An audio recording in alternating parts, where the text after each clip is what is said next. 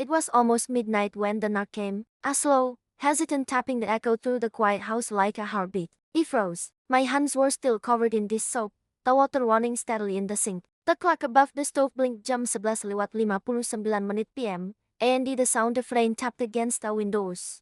Nobody should have been at our door that late night out here. Not after everything that had happened. My name is Lena Carter, and 3 years ago, I lost my daughter, Emily. She was only 6 when she disappeared during a family picnic at Maplewood Park. The police sought for weeks, and I spent months putting up posters, calling shelters, praying every night that somehow she'd come home.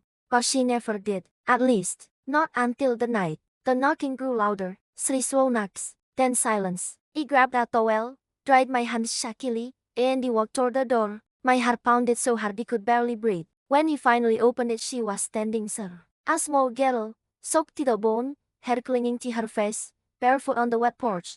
Her blue dress was muddy and torn. And when she looked up at me, my knees went weak. "Mommy," she whispered. My breath caught. It was Emily. Every detail, her soft curls, the dimple on her left cheek, the tiny scar on her chin from when she fell off her bike. I dropped to my knees and I pulled her into my arms, crying so hard my chest hurt. "Oh my God, Emily, baby, is it really you?" She didn't hug me back at first. She just stood there stiffly, her small hands cold as ice. Then, after a few seconds, she wrapped her arms around me and I whispered again, "I missed you, Mommy." I brought her inside, wrapped her in a blanket, and I sat her by the fireplace. She didn't talk much, just kept watching the flames, her face blank, distant.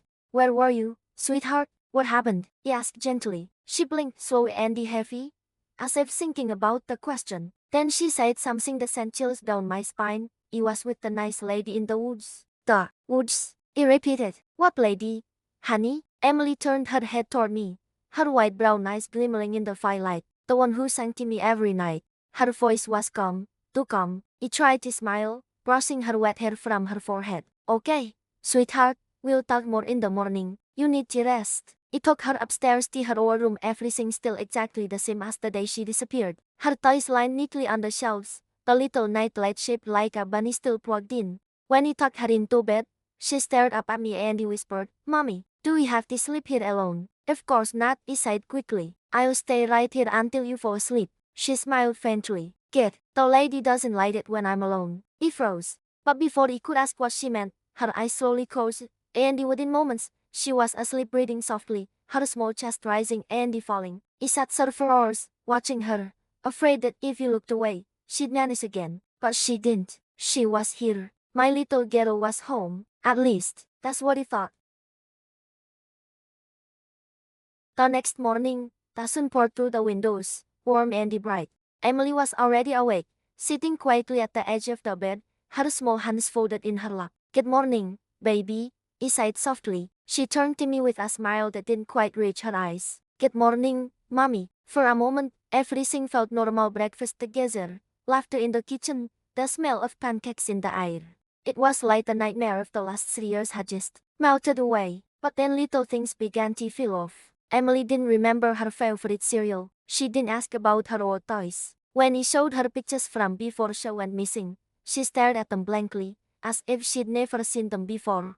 That evening, while he was folding laundry, he heard her humming upstairs a slow, illy tune I'd never heard before. The same line, over and over. When he went up to check, she was standing by the window, humming to the dark woods beyond the house. "Sweetheart," I sighed gently. "What are you doing?" She turned her head slowly toward me, her face pale in the moonlight. "I'm waiting," she sighed. "Waiting for what?" Her lips curved into a small, strange smile. "For the lady," she said, "she'd come tonight." The air in the room grew cold. My heart began to race again. "The lady in the woods?" I whispered. Emily nodded once, then turned back to the window, her small voice soft and dreamlike. She said she's going to take me home.